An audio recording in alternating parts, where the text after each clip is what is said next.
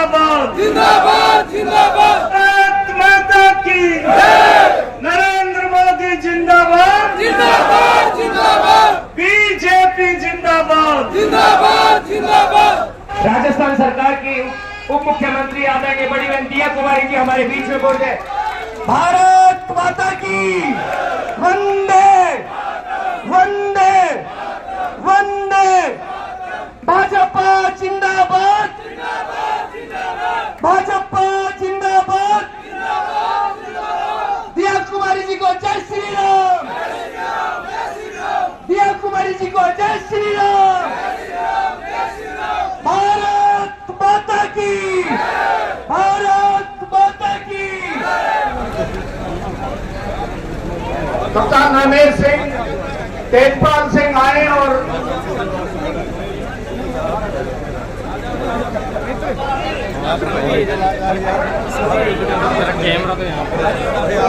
मेरा आप सभी से निवेदन है कि स्वागत की इस कड़ी में वही व्यक्ति स्टेज पे रहे जो स्वागत के लिए आए हैं।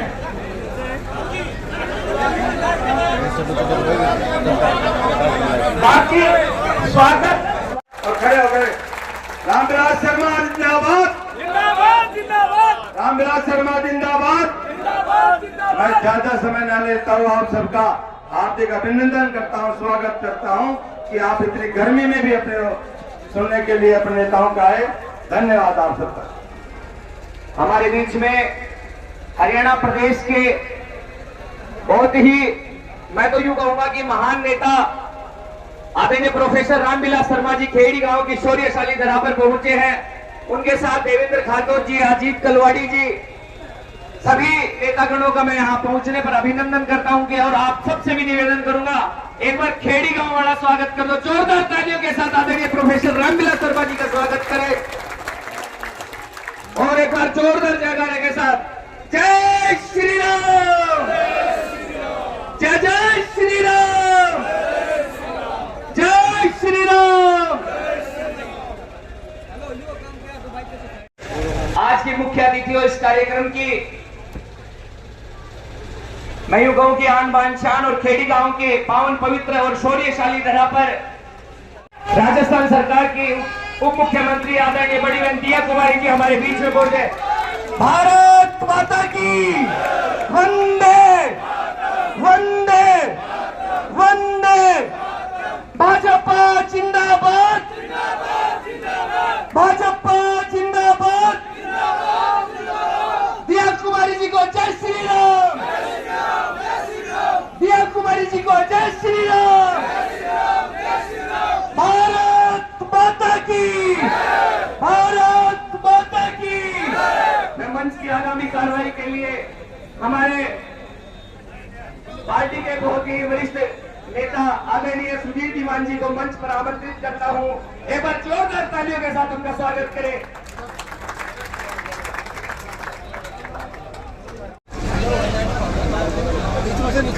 जसवंत बबलू और इसी के साथ साथ शिक्षा मंत्री रामविलास शर्मा, अटेली विधायक सीताराम और महेंद्र लोकसभा से प्रत्याशी हैं चौधरी धर्मजीत सिंह, उनके पुत्र मोहित चौधरी और साथ साथ राजस्थान के उप मुख्यमंत्री दिया कुमारी जी और अटेली से पूर्व विधायिका भी रही हैं। को संभालने के लिए, स्वागत करने के लिए मैं आदरणीय कौशिक साहब को मंच पर आमंत्रित करता हूँ।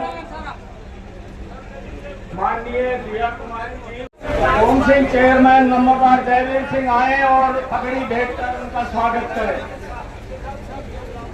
सरपंच पंकज हिंदू, ठाकुर बलजीत सिंह, रामनिवास साहब, तेजपाल साहब, ओम सिंह चेयरमैन नंबरदार जयवीर सिंह,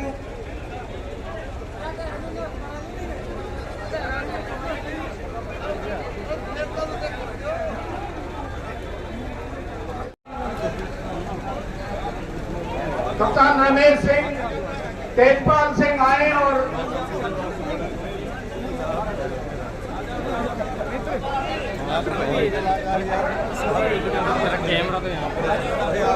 मेरा आप सभी से निवेदन है कि स्वागत की इस कड़ी में वही व्यक्ति स्टेज पे रहे जो स्वागत के लिए आए हैं।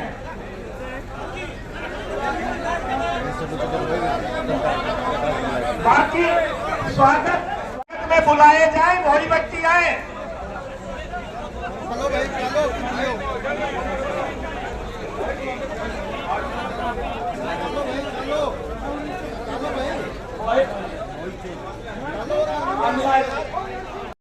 योगराज साहब, किशन साहब, धर्मपाल सिंह जी।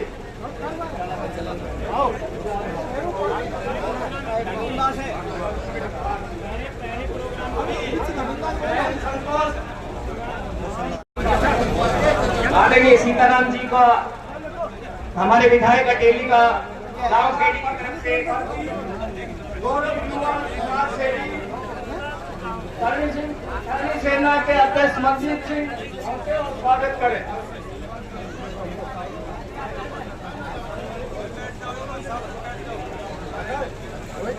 राजेंद्र सिंह नंबरदार धर्मुंडा पूर्व मंडल अध्यक्ष आए और रामविलास जी शर्मा का स्वागत करें।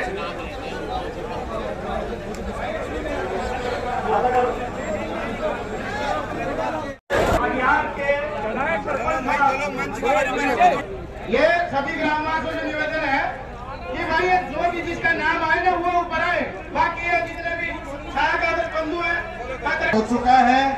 आप सभी से निवेदन है कि वो नीचे आकर जोरदार तालियों से स्वागत। हमारी परंपरा है कि बहंगड़ी उठाई जाती है। सभी स्वागत समाप्त हो चुके हैं, आई हुई है। उनसे भी निवेदन है कि माननीय दिया कुमारी जी का मालाओं से स्वागत करेंगी। हमारी भारत माता की, नरेंद्र मोदी जिंदाबाद, जिंदाबाद जिंदाबाद नरेंद्र मोदी जिंदाबाद। जिंदाबाद जिंदाबाद। अब मैं निवेदन करूंगा, जिन्होंने हरियाणा की बालू रेत में कमल का फूल खिलाया और कई बार कैबिनेट मंत्री रहे, कई बार प्रदेश अध्यक्ष रहे। जब जब ये प्रदेश अध्यक्ष रहे, जब ही हरियाणा में भारतीय जनता पार्टी की इन्होंने सरकार बनाई और उन्होंने कार्यकर्ताओं को एक ही मंत्र दिया है कि रघुकुल रीत सदा चली आई, प्राण जाई पर वचन न जाई। ऐसे रामविलास शर्मा जी को मैं आमंत्रित करता हूं, वो आए और अपनी बात कहें। प्रिय गांव खेड़ी तलवाड़ा में राजस्थान सरकार की डिप्टी चीफ मिनिस्टर मेरी आदरणीय बहन, जो राजस्थान की राजनीति में एक बड़ा हस्ताक्षर है, राजस्थान से मेंबर पार्लियामेंट रही सुभाष जी पूनिया, हमारे पूर्व विधायक सूरजगढ़ से आए। एक बार ताली बजा के स्वागत करो। आदरणीय बहन दिया कुमारी जी, पूर्व में डिप्टी स्पीकर रही बहन संतोष यादव, हमारे अटेली से लोकप्रिय सीताराम यादव जी के सुपुत्र मोहित जी से वो आए और संक्षेप में अपनी बात रखे। मोहित जी, जोरदार ताली बजा करके स्वागत करें मोहित का। यहाँ पर उपस्थित सभी मेरे आदरणीय बुजुर्गन, युवा साथी और मातृशक्ति को राम राम। राम राम इसलिए क्योंकि हरियाणा के अंदर, हिंदुस्तान के अंदर जब भी कोई बुजुर्ग, जब भी कोई जवान, जब भी कोई माँ, जब भी कोई संतान एक दूसरे को मिलती है तो ईश्वर का नाम लेती है, इसलिए राम राम। आज तो बड़े सौभाग्य की बात हो गई। अगर मेरे और आप सभी के प्यारे मेरे बड़े ताऊ राजा रामविलास शर्मा की बात बोल लूं तो सारा हो गया। आज तो मेरा ताऊ भी मेरे गेल, मेरी बेटे दिव्या भी मेरे गेल, मेरी बुआ संतोष भी मेरे गेल। मुझे चारों को हो रहा था क्योंकि आज की बात हिंदुस्तान के चुनाव की बात है, इस पार्टी के राष्ट्र के चुनाव की बात है। मंच पर सम्मानित बैठ जा। मेरे सभी अपने प्यारे साथी, क्योंकि अगर नाम लूं तो गिनतियां कम नहीं हो सकती, क्योंकि सारे के सारे मेरे अपने प्यारे रिश्तेदार हैं। मेरे आदरणीय, ज्यादा समय नहीं लूंगा, कुछ बात कह के अपनी बात समाप्त करूंगा। ये चुनाव देश का चुनाव, राष्ट्र का चुनाव, इस माटी का चुनाव। आज सौभाग्य की बात है जब मैं और आपकी अपनी प्यारी बेटी हमारी बहन दिव्या जी जब आ रहे थे, उन्होंने बड़ी खुशी से मेरे समक्ष एक बात बोली कि भाई मोहित, हरियाणा के अंदर जब भी मैं आती हूँ या हरियाणा की बात सुनती हूँ तो महेंद्रगढ़ जिले के अंदर हमारे फौजियों की बात मेरे समक्ष सबसे पहले आती है। और उससे गजब बात तो जब हुई, जैसे ही हमने गांव में प्रवेश किया तो बहन जी ने सीधा बोला कि सबसे पहले गाड़ी थामो, हमारे जवानों के लिए मान सम्मान की बारी आ गई। और सौभाग्य की बात, बहन जी का ये बोलना और गांव के वासियों का करना एक साथ हो गया। ये दर्शाता है कि देश के लिए प्रत्येक आदमी जो भी यहां पर उपस्थित है वो देश के लिए आज एक साथ खड़ा। आज का चुनाव नरेंद्र मोदी का चुनाव, और ये चुनाव इसलिए चुनाव है क्योंकि इस देश के अंदर लगभग 60 वर्ष एक ऐसी पार्टी ने राज किया जिसने देश के विभाजन कर दिए। और विभाजन किस प्रकार किए कि खुद के परिवार को बढ़ाने के लिए, खुद के परिवार का विकास करने के लिए अपने मुखियाओं को प्रदेशों के अंदर छोड़। बड़ी मेहनत से, बड़ी संघर्ष से हमने देश के अंदर आजादी प्राप्त की। एक विश्वास के साथ किया था कि हिंदुस्तान को पुनः वो सोने की चिड़िया बनाए, जिसका गौरव, जिसका मान दुनिया के आगे, सबके आगे सर माथे रखा गया था। परंतु कांग्रेस सरकार ने सबसे पहले हिंदुस्तान को लूटने का काम किया। और लूटा भी किस प्रकार? जब देश का पढ़ा लिखा बच्चा, एक किसान का बेटा दिन रात मेहनत करता, अपने बाबू के खेत जोतता, उसकी मेहनत करे, गेल पढ़ाई करे, जब बारी आगे बढ़ने की आई तो खर्ची पर्ची बीच में ला दी। ये सोच उन लोगों की थी। वो कभी नहीं चाहते थे कि देश का बच्चा खुद के दम पर विकास कर पाए, उसको उसके दम पर योग्यता के आधार पर नौकरी प्राप्त हो पाए। आज बड़ी खुशी की बात है, भारतीय जनता पार्टी ने मान सम्मान से हर उस बच्चे की काबिलियत के अनुसार घर बैठे नौकरी देने का कार्य किया। जब बात की बारी हमारे जवानों की आती है, फौजियों की आती है, मैं एक बात पूछता हूं, महेंद्रगढ़ दक्षिण हरियाणा हमारा सबसे ज्यादा योगदान फौज में देता है। उनकी मान सम्मान की बारी आई तो कांग्रेस पार्टी ने उनकी शहादत को अपनी घर की शहादत बना दिया। आप भी खुद गवाह है, जब उनके एक नेता से पूछा कि आपने देश के लिए क्या किया, तो उनका कहना आया, हम लोगों ने तो देश के लिए शहादत दी। शहादत जैसा शब्द जो सबसे बड़ा शब्द इस देश के जवानों के लिए है, वो किसी परिवार की राजनीति के लिए बिल्कुल कतई नहीं है। देश के लिए सबसे सर्वोच्च स्थान इस देश के जवानों का होता है। आज बड़े सौभाग्य से मैं कहता हूं, हमारे देश के जवान को वो मान सम्मान भारतीय जनता पार्टी दे रही है, जो मान सम्मान इस देश के प्रथम व्यक्ति राष्ट्रपति जी को मिलता है। कई बार कांग्रेस पार्टी कहती है कि 10 साल में ऐसा क्या विकास का कार्य कर दिया।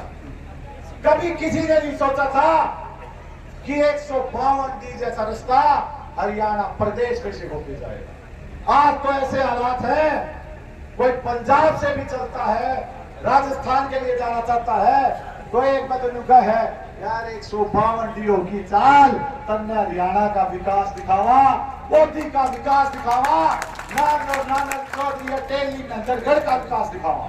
और ये सौभाग्य इसलिए पूरा हुआ क्योंकि भारतीय जनता पार्टी के प्रत्येक व्यक्ति, मैं नेता नहीं कहूंगा क्योंकि मैं इतना जानता हूं यहाँ का हर नेता पार्टी का कार्य करता है, एक सर्वमान्य देश के लिए दिन रात मेहनत करता है। और आज भारतीय जनता पार्टी ने उस प्रकार के कार्य करके दिखाए कि देश के अंदर जहां कई राज्यों के मुख्यमंत्री हरियाणा को एक घाणी कहा करते थे, आज वो भी सर माथे जोड़े खड़े हैं और ये कहते हैं अगर विकास देखना हो तो हरियाणा में जाके जहां उनके राज्यों में एम्स जैसी मेडिकल की सुविधा नहीं, आज बड़े गौरव से मैं कहता हूं हरियाणा में 2 एम्स 9,000 करोड़ की लागत से 152 भी बना। दादरी से लेकर दिल्ली तक का रास्ता 1,600 करोड़ से बना। आज हर 20 किलोमीटर के अंदर हमारी घर की बेटियों के लिए शिक्षा के लिए कॉलेज खोले। आज कनेक्टिविटी के मामले में रोडों से रोडों का कनेक्शन सबसे ज्यादा हरियाणा में दिख रहा है। और ये इसलिए दिख रहा है क्योंकि माननीय प्रधानमंत्री का सपना था कि जब देश के गांव गांव जुड़ेंगे, देश के अंदर पानी पहुंचेगा, उस दिन मैं ये मानूंगा कि मेरा कर्म मेरा धर्म इस देश के लिए जो है वो सर माथे होकर कार्य कर रहा है। मेरे बाद भी बहुत सारे वक्ता बैठे हैं, तो मैं इतना कह के मेरी बात को ऐलान करूंगा कि आने वाली 25 तारीख को आपके खुद की तारीख, आपके खुद के लाडले बेटे माननीय प्रधानमंत्री जी का चुनाव है और प्रधानमंत्री जी आपका साथ सहयोग पा रहे हैं। मेरी विनती है 25 तारीख को कमल का बटन दबाकर देश के अंदर ये सुनिश्चित कर दे कि हरियाणा के अंदर महेंद्रगढ़ भिवानी ने सबसे ज्यादा मतदान डालकर एक तरफी माहौल बना दिया। इतना कहकर मैं मेरी बात को समाप्त करता हूं और आपका बहुत बहुत धन्यवाद। भारत माता की जय, भारत माता की जय, नरेंद्र मोदी जिंदाबाद, नरेंद्र मोदी जिंदाबाद। अब मैं निवेदन करूंगा भारत माता की भारत माता की आज तलवाना महेंद्रगढ़ भिवानी लोकसभा क्षेत्र के हमारे आपके और मोदी जी के बहुत ही लोकप्रिय हमारे, मैं तो कहूंगी कि तीसरी बार प्रत्याशी जरूर बनाया है, लेकिन मैं उनको प्रत्याशी नहीं मानती और मुझे नहीं लगता कि कोई भी यहाँ उनको प्रत्याशी मानता। वैसे ही हमारे सांसद जी धर्मवीर सिंह जी चौधरी साहब के आज चुनावी सभा में मेरे साथ यहाँ मंच पर उपस्थित हमारे पूर्व प्रदेश अध्यक्ष व पूर्व मंत्री श्री रामविलास शर्मा जी, हमारे विधायक सीताराम जी यादव जी और भाइयों, पार्टी के सभी कार्यकर्ता बंधुओं, मैं आप सभी का धन्यवाद देती हूँ कि आज आप लोगों के बीच मुझे आने का हमारी भारतीय जनता पार्टी ने, संगठन ने और इस मंच ने यहाँ आप लोगों के बीच आने का अवसर प्रदान किया। मैं बहुत बहुत आपकी आभारी हूँ, धन्यवाद देती हूँ। और ये हमारी वीरों की धरती है और मेरा भी सौभाग्य है कि मैं भी एक सैनिक की बेटी हूँ। और मुझे बहुत अच्छा लगा कि जैसे ही हम लोग यहाँ पहुँचे, सबसे पहले हमने हमारे वीर शहीदों का सम्मान किया। और यहाँ पर सबसे पहले तो मैं हमारे गांव के सूबेदार रामस्वरूप जी, जिनको मृत्यु उपरांत परमवीर चक्र प्राप्त हुआ, मैं उनको नमन करती हूँ और सभी शहीदों को नमन करती हूँ। ये वीरों की भूमि है और मुझे लगता है कि जिस तरह से हमारे इस देश का भी एक सैनिक है जो आप लोगों के लिए रात दिन काम कर रहा है, वो कौन है बताएं? नरेंद्र मोदी। जिस तरह सेना हमारी सीमाओं की रक्षा करती है, आप लोगों की सुरक्षा करती है, वैसे ही इस देश को आगे बढ़ाने के लिए, मजबूत बनाने के लिए, आत्मनिर्भर बनाने के लिए और विकसित भारत बनाने के लिए एक ऐसा सैनिक हमें मिला, ऐसा जनसेवक हमको मिला। और ये सौभाग्य है हम सभी का, पूरे देश का, कि ऐसा व्यक्ति हमारा देश के हमारे नेतृत्व कर रहा है, सेवा कर रहा है। और अब हम सब लोगों, क्योंकि मुझसे पहले सभी वक्ताओं ने सारी बातें आपके सामने रखी, हम लोग बात करें विकास की, हम लोग अगर बात करें योजना की, हम लोग बात करें जिस तरह से हमारे देश को आतंकवाद से मुक्त किया, महिला उत्थान की बात करें, युवाओं को आगे बढ़ाने की बात करें, किसानों को ज्यादा सम्मान देने की बात करें, किसी भी क्षेत्र को उठा के देख लीजिए, जिस तरह से नरेंद्र मोदी जी ने काम किया है इस देश के लिए, ऐसा काम इससे पहले किसी व्यक्ति ने नहीं किया था, किसी प्रधानमंत्री ने नहीं किया। और हम सब सौभाग्यशाली कि तीसरी बार वो इस देश की सेवा करने वाले हैं प्रधानमंत्री के रूप में। और मौका मिला है आप लोगों को, इस देश की 150 करोड़ जनता को, कि आप इस बार फिर से ऐसे व्यक्ति का चुनाव करें। हम यहाँ से प्रत्याशी वैसे तो हमारे धर्मवीर जी हैं, जिन्होंने भी इतनी सेवा की है आपकी इन 10 साल, लेकिन क्योंकि ये चुनाव हमारे देश का चुनाव, ये चुनाव हमारे राष्ट्र का चुनाव, और इस क्षेत्र में जिस तरह से आप लोगों ने, आपके परिवार ने, इस क्षेत्र के एक एक परिवार ने देश की सेवा में अपना बहुत बड़ा योगदान निभाया, इसीलिए जब मैं यहाँ पर भाषण दे तब मैं आपको सिर्फ एक बात कहूंगी कि हम सब इस राष्ट्र के लिए वोट देने वाले हैं, इस राष्ट्र के निर्माण के लिए वोट देने वाले। हम हमारे लिए वोट नहीं कर रहे, हमारी सड़क नाली के लिए वोट नहीं डाल रहे, क्योंकि सड़क नाली और जितने भी व्यक्तिगत काम है वो तो सरकारें करती ही, इस सरकारों के काम है, एमएलए साहब करेंगे, एमपी साहब करेंगे, सभी करेंगे, मंत्री करेंगे, लेकिन जो देश को आगे ले जाने का काम है वो हर कोई नहीं कर सकता, वो सिर्फ और सिर्फ मोदी जी ही कर सकते हैं, ये हम सब जानते हैं। 2019 में जब पुलवामा में हमला हुआ, हम सब जानते हैं, वो घटना भूल सकता है क्या कोई? वो घटना भूल सकता है क्या कोई? नहीं भूल सकता, कभी भूलनी भी नहीं चाहिए, भूलनी भी नहीं चाहिए। जब पुलवामा में हमला हुआ, हमारे बहुत सारे सैनिकों ने अपनी शहीद हुए उस घटना में। उसके बाद जिस तरह से हम उनके घर के अंदर घुसे, घर के अंदर घुस के, पाकिस्तान में घुस के, उनके घर के अंदर घुस के हमने जिस तरह से उन पे हमला किया, इससे पहले किसी की हिम्मत नहीं थी कि उनके घर के अंदर घुस के उन पे हमला करे। उसके बाद हम सब जानते हैं, किसी ने आंख उठाई है हमारे भारत से? किसी की हिम्मत हुई है? नहीं। उससे पहले बहुत सारे आतंकी हमले भी हुए, बॉम्ब ब्लास्ट होते थे, जयपुर में भी हुए, बाकी आपके यहाँ भी हुए, दिल्ली में भी हुए, मुंबई में भी, आए दिन बॉम्ब ब्लास्ट होते। कौन करता था बॉम्ब ब्लास्ट? किसकी हिम्मत होती? ये सारे आतंकवादियों की हिम्मत होती। और हमारे देश में ऐसी सरकार थी जो उनसे डरती थी, जो आज भी उनसे डर रही। उनके नेता कहते हैं, उनके जो सहयोगी दल है वो कहते हैं कि अरे पाकिस्तान से हमको डरना चाहिए, उनके पास तो न्यूक्लियर बॉम्ब है। मोदी जी कहते हैं कि न्यूक्लियर बॉम्ब हो, मैं किसी से नहीं डरता, मैं उसके न्यूक्लियर बॉम्ब में जाके उसी के अंदर हमला कर दूंगा, मैं बिल्कुल नहीं डरता। हमारे पास ऐसा नेता, हमारे पास ऐसा नेतृत्व और ऐसी ताकत।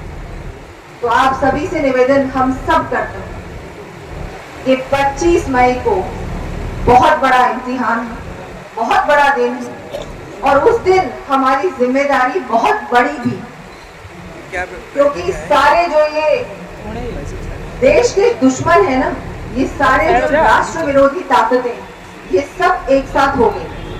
और उनका मकसद क्या है, उनका एजेंडा क्या है, पता है ना आपको?